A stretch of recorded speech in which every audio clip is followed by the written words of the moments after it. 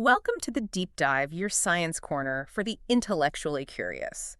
Have you ever, watched an ice skater pull in her arms and spin way faster? hmm Or maybe thought about billiard balls, how they just perfectly transfer motion when they hit each other? Classic examples. Or even, and this is maybe a bit bigger picture, puzzled over why the universe itself seems to be, well, losing energy as it expands. What connects these things? It's actually a really beautiful connection. They all point towards one of the most profound, um, elegant ideas in physics. And that would be. That would be the work of Emmy Noether. Over a century ago, this incredible mathematician, Einstein himself called her a creative mathematical genius. She basically gave us this master key. A master key to the universe. In a way, yes. Her insight, profound but actually quite simple at its core, clarified this deep relationship between symmetries in nature and the conservation laws that govern everything. It just brings this amazing order to physics. Okay, so that's our mission for this deep dive then. We're going to unpack Noether's theorem. Show how these fundamental laws, the ones we often just take for granted, aren't random. They're consequences, really, of deeper symmetries. Exactly. We'll explore the main idea, look at some real-world examples you can actually see, and then peek into how huge its impact is on modern physics, particle physics, quantum gravity, the whole deal. Think of it as getting a shortcut, maybe, to understanding the sort of rhyme and reason behind the universe's most solid rules. All right, let's dive in. The core idea, symmetry meets conservation. So first off, what do we mean by symmetry in physics? It sounds simple, but I suspect it's specific. It is specific, but also quite intuitive, like you said. Essentially, a symmetry is something you can do to a system that leaves it fundamentally unchanged. Okay, like if I take an equilateral triangle, I can rotate it 120 degrees and it looks identical, right? Perfect example. Or a circle, spin it, any amount still looks like a circle. Is that the kind of thing? Precisely. Those are great visual analogies.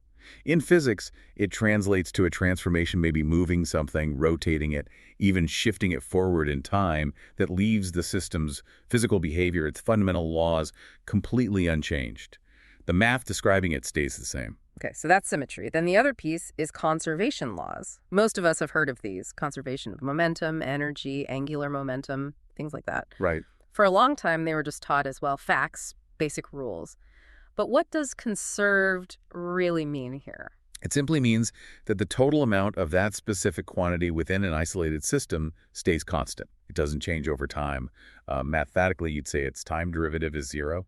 So if you have a closed box, the total energy inside stays the same, even if it changes form. Exactly. If it's truly isolated, the total energy or momentum or whatever conserved quantity you're looking at remains fixed. And this is where Noether comes in and connects these two ideas, symmetry and conservation, in this groundbreaking way. This is the magic, yes. Noether's theorem states, quite elegantly, for every continuous symmetry in a physical system, there is a corresponding conservation law. Wow. So those laws we learned, they weren't just handed down. Not at all. They were no longer these mysterious axioms, these sort of rote facts. Suddenly, they became mathematical consequences of these underlying symmetries. It's like she provided this beautiful organizing principle for physics. It demystified so much. Okay, I think I need some concrete examples to really get my head around this. Let's see it in action. How about spatial translation symmetry? Good place to start. That's the idea that the laws of physics are the same everywhere, right? Drop a ball here, drop it on Mars, adjusting for gravity, obviously. The physics of falling is the same. Exactly. The fundamental rules don't care about your absolute address in the universe. And that symmetry, the fact that physics is the same here as it is over there, leads directly to the conservation of linear momentum. Ah, the billiard balls. Precisely. Imagine those two billiard balls on a fictionless table. If you could just magically slide the entire setup table, balls, everything 5 feet to the left before they collide. The collision would happen in exactly the same way. Their total momentum before and after would be the same. Identical outcome. Because the laws governing their interaction don't depend on where in the room the table is. It's also, interestingly, deeply tied to Newton's third law action-reaction. The fact that internal forces cancel out relies on the idea that interactions only depend on relative positions, not absolute location. Fascinating. Okay, so shifting location symmetry gives us momentum conservation. What about shifting in time, time translation symmetry? Right, the idea that the laws of physics don't change over time. An experiment done yesterday should yield the same results today or tomorrow, given identical conditions. That seems pretty fundamental. What does that give us? That gives us conservation of energy. If the mathematical description of a system, its Lagrangian, doesn't explicitly depend on time, meaning the rules themselves aren't changing moment to moment, then time translation is a symmetry. And the conserved quantity is the system's total energy, often called the Hamiltonian. Okay, that makes sense. Seems solid. But Yeah. here's a mind bender for you. Our own universe, on the grandest scales, actually sort of breaks perfect time translation symmetry. Wait, what? How can the universe break that? That sounds wrong. Well, think about it. The universe is expanding. And not just expanding, it's accelerating. Right. This expansion stretches the wavelengths of light that has been traveling across the cosmos since the early universe, the cosmic microwave background radiation. As the wavelength gets longer, the energy of that light decreases. Ah, so the total energy in that radiation isn't constant over time because space itself is changing. Exactly. Because the arena spacetime is evolving, the energy of the light within it changes. So on these vast cosmological scales, total energy isn't strictly conserved in the way we might assume. It's a real-world example of a broken symmetry leading to a broken conservation law. Wow. Okay, that's profound. The universe itself is teaching us about Noether's theorem. So we've done space and time. What about rotation? Rotational symmetry. Meaning physics stays the same no matter how you're oriented, how you spin around. Yeah. That symmetry gives us conservation of angular momentum. The ice skater. The classic ice skater, yes. Yeah. When she pulls her arms in, she decreases her moment of inertia, how her mass is distributed around her axis of rotation. Since the physical laws don't care about her orientation, rotational symmetry, her angular momentum must be conserved. So smaller radius of mass distribution means she has to spin faster to keep the total angular momentum the same. Precisely. It's not magic, it's physics, Yeah. derived directly from that symmetry. It's really powerful how these basic conservation laws just fall out of these symmetry principles. Now, you mentioned continuous symmetries. Are there others beyond just moving or rotating, more abstract ones? Oh, absolutely. And this is where the theorem gets even more powerful, moving beyond simple mechanics. There's a type of symmetry known as U1 gauge symmetry. Okay, U1. Sounds a bit more abstract. It is, but it's absolutely fundamental. This particular symmetry is intimately connected to the conservation of electric charge. Ah, so the reason charge is always conserved in interactions, never created or destroyed from nothing, that comes from a symmetry, too. Yes, it's a symmetry in the mathematical description of electromagnetism.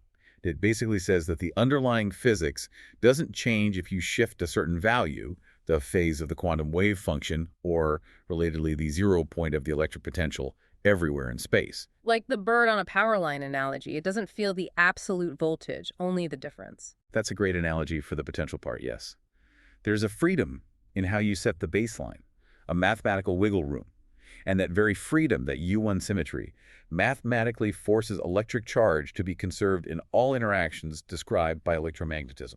Incredible. So far, we've been talking quite conceptually. Can we peek a little bit under the hood? How do physicists actually use this mathematically? I imagine it's quite elegant there, too. It really is. The typical starting point in many areas of physics is something called the Lagrangian. Think of it as a function that encodes all the dynamics of a system, its motion, its forces, everything. The system's blueprint, you called it earlier. Exactly, the blueprint. Now, a transformation is a symmetry if, when you apply it, the Lagrangian either stays exactly the same or changes only by a specific kind of term, a total time derivative, which doesn't actually affect the physical equations of motion. So the blueprint is robust. It leads to the same physics even if you tweak it in the specific allowed way. Precisely. And Noether's brilliant insight was to show how, from the way the Lagrangian changes, or doesn't change, under that symmetry transformation, you can construct a specific quantity. The conserved quantity. The conserved quantity. The math directly gives you the formula for what stays constant. And this works for fields, too, not just particles, like electromagnetic fields or quantum fields? Absolutely. That's where it becomes crucial for modern physics, in what we call field theory. For fields spread throughout space and time, a symmetry in the Lagrangian density, the blueprint per unit volume essentially, leads to what we call a conserved current and a continuity equation. A current, like a flow. Exactly, like a flow of the conserved quantity. So electric charge conservation corresponds to a conserved electric current, and space-time translation symmetry, the symmetry of moving around in space and time that actually leads to the conservation of energy and momentum, described by something called the energy-momentum tensor, which acts as the conserved current for energy and momentum flow. So energy and momentum conservation itself comes from space-time symmetry and field theory. That's right. It connects everything beautifully. It sounds like it gets pretty complex, though, especially with theories like general relativity or electromagnetism. You mentioned gauge symmetries earlier. It does get more subtle there. Theories like Maxwell's electromagnetism and Einstein's general relativity are indeed gauge theories. Their symmetries are more complex. They involve arbitrary functions of space and time, meaning the wiggle room is much larger.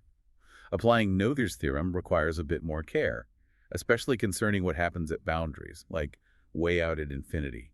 You can't always just assume things fade away nicely. But the core principle still holds.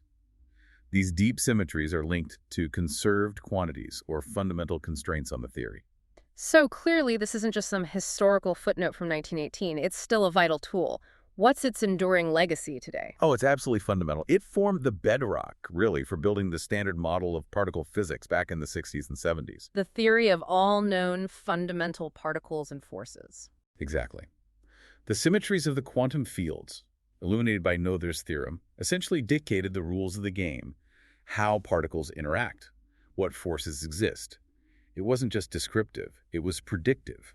It helped point towards the existence of particles like the W and Z bosons, and even the Higgs boson, before they were experimentally confirmed. And physicists are still using symmetry to look for new physics, beyond the standard model. Constantly. It's one of our main guiding principles. For instance, many physicists are exploring supersymmetry, or CCY. I've heard of that. The idea that every particle has a heavier superpartner. That's the one. It postulates an even deeper symmetry connecting different types of particles. Finding evidence for CVY would be revolutionary, and the search is heavily motivated by the power symmetry arguments have shown, thanks to Noether. And what about the really big picture, trying to unite gravity and quantum mechanics? Crucial there, too.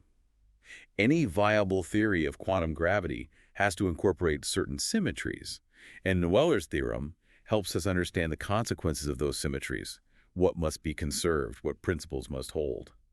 There are even fascinating hints in areas like the holographic principle. Where information about a volume of space is encoded on its boundary. Right. In some frameworks exploring that, remarkably, applying Noether's theorem in the lower dimensional boundary theory gives you results equivalent to applying a related version of her theorem in the higher dimensional bulk theory. It's like translating between languages and finding the meaning is preserved. Exactly. It shows the deep, interconnected structure that her theorem reveals, spanning different descriptions of reality. It's truly remarkable. And we shouldn't forget her impact on pure mathematics itself, right? Absolutely not. Her work in abstract algebra was revolutionary. You constantly encounter Noetherian rings, Noetherian modules in advanced mathematics. Her name is literally an adjective signifying fundamental properties. She was a giant in both fields. What an incredible exploration. From a spinning skater to the structure of space-time and the hunt for new particles, Emmy Noether's theorem is just this golden thread running through physics. It truly is. It reveals this deep, elegant order, showing how the universe's most fundamental rules aren't arbitrary dictates, but flow naturally from underlying symmetries. It shifts your perspective, doesn't it? Seeing laws not just as rules, but as consequences of patterns. It gives you a sense of the interconnectedness, the mathematical beauty underpinning reality. So as we wrap up, here's a final thought for you, our listeners, to chew on. We've seen how symmetries lead to conservation laws. Physicists actively hunt for new symmetries to find new physics. But what if? What if we discover a phenomenon that fundamentally breaks a symmetry we currently believe is absolute? An intriguing question. What unexpected new conservation laws, or maybe a fundamental lack of a conservation law, where we expected one might emerge then? It really highlights that the search for understanding the universe is far from over, and the principles Noether uncovered are still guiding the quest.